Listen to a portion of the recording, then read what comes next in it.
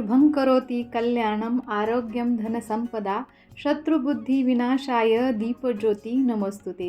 या मंत्राचा सोपा आणि सरळ अर्थ असा की शुभ आणि कल्याण करणाऱ्या, आरोग्य आणि धनसंपदा देणाऱ्या, शत्रुबुद्धीचा नाश करणाऱ्या आणि शत्रूवरती विजय प्राप्त करून देणाऱ्या दिव्याच्या ज्योतीला आम्ही नमस्कार करतो। नवरात्रीमध्ये देवीसमोर अखंड ज्योत प्रज्वलित करण्यामागे महत्त्वपूर्ण कारण आहे।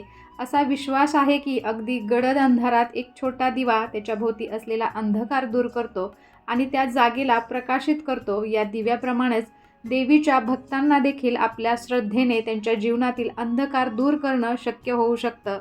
नवरात्रीमध्ये अखंड ज्योत लावण्याची प्रथा आहे। अखंड ज्योत पेटवण्याला खास महत्त्व आहे।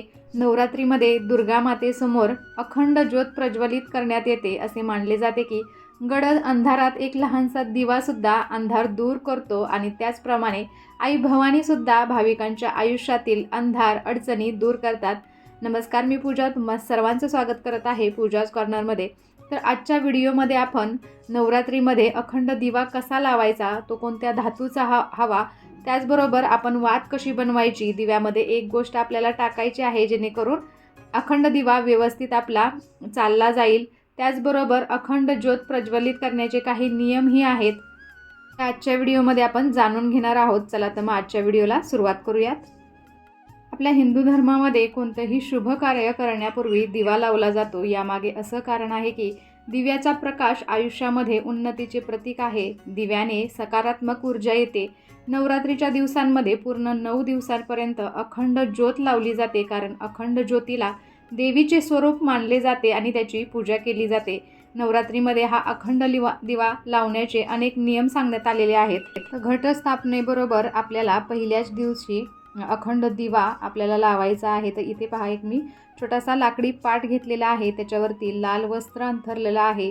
आपल्याला तांदूळ घ्यायचे आहेत आणि तांदूळ असे आपण पसरवून त्याच्यापासून अष्टदल कमल बनवणार आहोत। तुम्हाला जर अष्टदल कमल बनवले शक्य नसेल तर तुम्ही स्वस्तिकही बनवू शकता।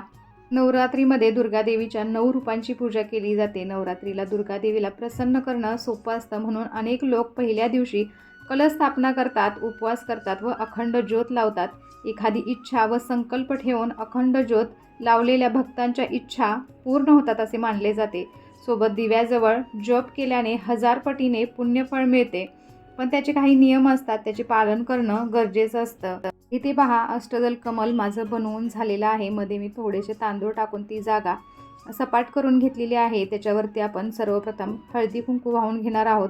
थोडीशी फुलांच्या पाकळ्या टाकायच्या आहेत आणि त्याच्यावरती आपल्याकडे पितळी दिवा असतो, तो पितळी दिव्याचा आपल्याला इथे उपयोग करायचा आहे, किंवा मातीचा मोठा दिवा असेल तरीही चालू शकतं।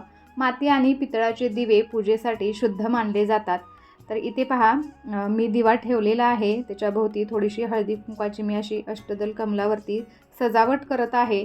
अखंड ज्योत लावण्यापूर्वी मनात एक संकल्प करायचा आहे आणि तो पूर्ण करण्यासाठी देवीकडून आशीर्वाद मागायचा आहे। अखंड ज्योत ही आपल्याला रक्षासूत्राने बनवायची आहे। रक्षासूत्र जर तुमच्याकडे नसेल तर तुम्ही कापसाने बनवली तरीही चालू शकतं। तर रक्षासूत्राचे आपल्याला 1.25 हाताचं रक्षासूत्र दिव्याच्या मधोमध ठेवायचं आहे। 1.25 हात आपल्याला रक्षासूत्र घ्यायचं आहे आणि मी ते व्हिडिओमध्ये दाखवत आहे। तुमच्या सोबत जर दुसरा व्यक्ती असेल तर त्याच्या हातामध्ये एक टोक द्यायचं आहे आणि दुसऱ्या हातामध्ये आपण पकडून असे पिळे द्यायचे आहेत, जेणेकरून आपली वात व्यवस्थित आणि घट्ट आणि जाडसर बनेल। व्हिडिओमध्ये अत्यंत सोप्या पद्धतीने तुम्हाला मी रक्षासूत्रापासून वात कशी बनवायची हे दाखवलेलं आहे। तर इथे पहा, आपली अखंड ज्योतीसाठी आपण वात तयार करून घेतलेली आहे। तर नवरात्रीमध्ये अखंड दिवा लावण्यासाठी आपल्याला नेहमीपेक्षा मोठा दिवा, म्हणजे मोठ्या आकाराचा दिवा आपल्याला निवडायचा आहे। आपण मातीपासून बनवलेला दिवा देखील निवडू शकतो, कारण ते मातीपासून बनवलेले दिवे थोडेसे मोठे असतात। 9 दिवस आपला अखंड दिवा सतत तेवत राहावा या दृष्टिकोनातूनच आपल्याला दिव्याची वात बनवायची आहे, जेणेकरून 9 दिवस आपला अखंड दिवा हा सतत तेवत राहील। दिव्याला मी थोडंसं सजवून घेत आहे। अखंड ज्योत लावल्यावर त्या दिव्याला एकटो सोडू नये, त्याची निगा राखण्यासाठी कोणीतरी असलं पाहिजे। नवरात्रीत अखंड ज्योत लावल्याने कुटुंबात सुख समृद्धी येते आणि कुटुंबातील सदस्यांची प्रगती होते।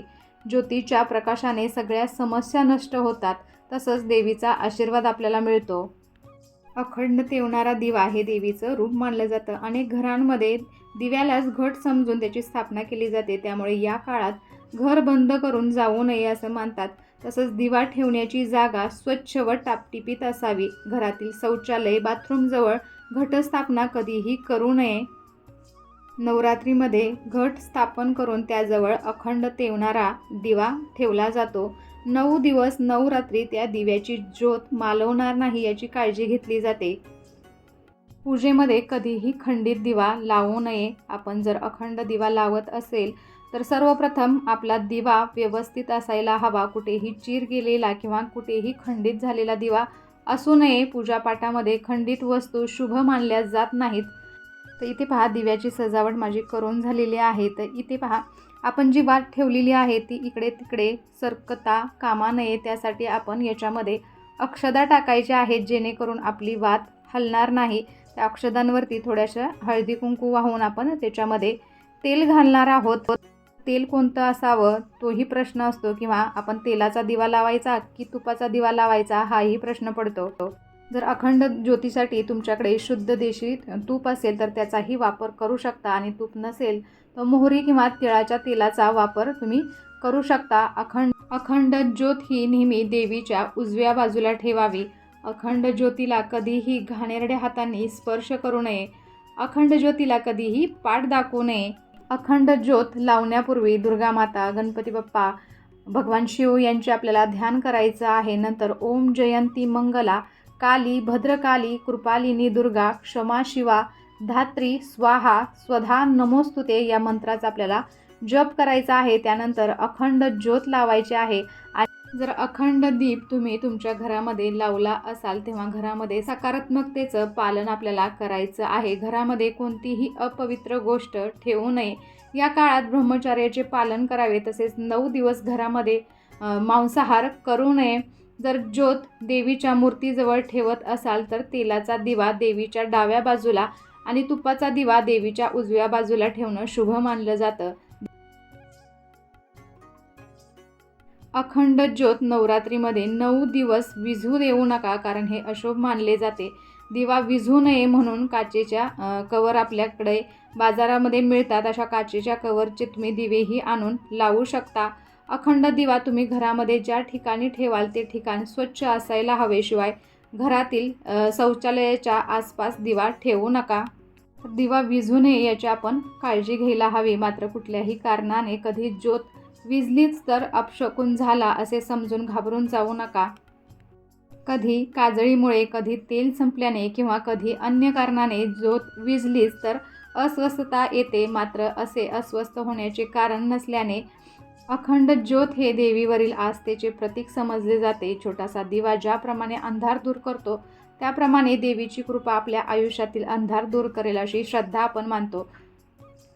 9 दिवसांमध्ये दिवा तेवत राहावा म्हणून तो आपण मोठा वापरतो. तसेच त्यातील वातही मोठी असते. वातीवर खूप काजळी धरली असेल तर त्या ज्योतीने दुसरा एक छोटासा दिवा आपल्याला लावून घ्यायचा आहे. आणि त्यानंतर काजळी काढताना दिवा विझला तर तो व्यवस्थित करून पुन्हा लावायचा आहे. एखाद वेळी रात्री झोपून उठल्यावरती दिवा विझल्याचे लक्षात आले तरी घाबरण्याचे कारण नाही. लक्षात आल्यावर लगेच एक छोटा दिवा लावून घ्या आणि नंतर मोठा दिवा स्वच्छ करून पुन्हा लावा. शक्यतो दिवा विझू नये यासाठी विशेष काळजी घ्यायची आहे. वारा लागू नये म्हणून दिव्याला काचेचे आपण आवरण घालायचं आहे. दिव्यातील तेल किंवा तूप संपणार नाही याकडेही आपण लक्ष द्यायचं आहे. देवीपुढे हात जोडायचे आहेत. देवीपुढे क्षमायाचना करायची आहे आणि त्यानंतर पुन्हा एकदा आपण दिवा प्रज्वलित करणार आहोत.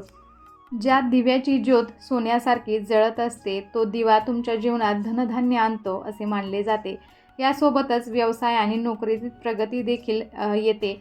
नवरात्रीच्या काळात घरात अखंड ज्योत प्रज्वलित केल्याने सुख, समृद्धी आणि ऐश्वर्य प्राप्त होते. त्याचबरोबर विनाकारण अखंड ज्योत स्वतःहून आपण विझवू नये, कारण हे अत्यंत अशुभ मानलं जातं. नवरात्र झाल्यानंतर अखंड दिव्यातील तेल जोपर्यंत संपत नाही तोपर्यंत दिवा आपल्याला विझवायचा नाही आहे, तो तिथेच ठेवायचा आहे. त्यातील तेल संपल्यानंतर दिवा आपोआपच शांत होईल. शुभं करोति कल्याणम आरोग्यम धनसंपदा शत्रुबुद्धिविनाशाय दीपज्योती नमोस्तुते. सर्व मंगल मांगल्ये शिवे सर्वार्थ साधिके शरण्ये त्र्यंबके गौरी नारायणे नमोस्तुते. या मंत्राचाही तुम्ही जप करू शकता. तर कसा वाटला आजचा व्हिडिओ मला नक्कीच कमेंट करून सांगा आणि अशा छान छान व्हिडिओसाठी पूजाच कॉर्नरला सबस्क्राईब करायला विसरू नका. त्याचबरोबर बेल आयकॉनही क्लिक करा जेणेकरून तुम्हाला माझे नवनवीन व्हिडिओज असेच पाहता येतील. चला तर मग भेटूया अशाच एका छानशा व्हिडिओ बरोबर. तोपर्यंत धन्यवाद. श्री स्वामी समर्थ.